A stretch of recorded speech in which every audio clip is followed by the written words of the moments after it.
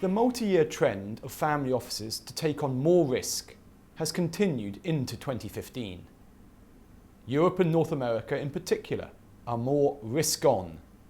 However, reflecting market conditions, family offices in emerging markets and in the Asia Pacific are much more cautious. Family offices are reducing their cash allocations from 9 to 7%. They're also increasing their allocations to equities. The proportion of illiquid assets in family office portfolios is now 46%, significantly higher than is seen in the portfolios of traditional high net worth individuals. It is this propensity to invest in illiquid assets, coupled with a long-term investment horizon, that can yield higher returns. Relative to last year, costs have risen quite significantly in the family office space. Those participating in 2014 and 2015, multi-year participants who accounted for 45% of this year's survey, said costs rose from 92 basis points to 99 basis points. There are a number of factors driving costs. The one most directly impacting costs this year appears to be the willingness to take on staff or restructure, encouraged by the positive investment returns of the previous years. This accounts for the significant year-on-year increase in administrative costs from 15 to 24 basis points. A quarter of family offices said that within the last year, the number of branches, locations or size, in other words, the number of employees of the family office has changed.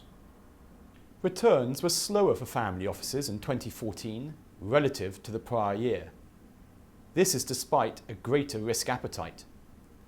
The average family office portfolio made a return of 6.1% in dollar terms over the course of the year, lower than the 8.5% in dollar terms delivered in 2013.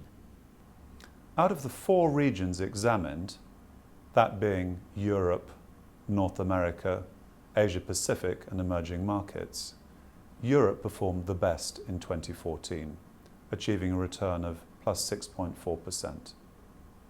The European success can be attributed to high allocations to private equity and real estate.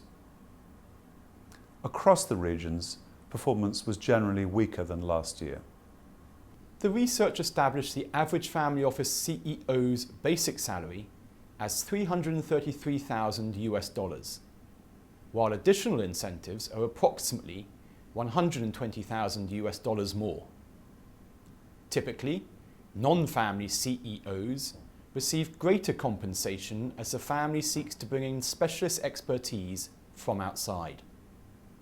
The region of the family office can also be seen as a major determinant of salary, with offices in the Asia Pacific region paying the most per dollar of AUM to their CEOs, signifying the competition for top talent within this region. Intergenerational wealth management remains the central purpose of the family office, irrespective of size, strategy, family business ownership, or family complexity. This is ahead of other family functions such as philanthropy and concierge services. This multi-year finding can be seen as a raison d'etre for the family office. The longer-term outlook of family offices, which can be characterised by patient capital providers, helps explain why family offices may hold disproportionately high positions in illiquid assets.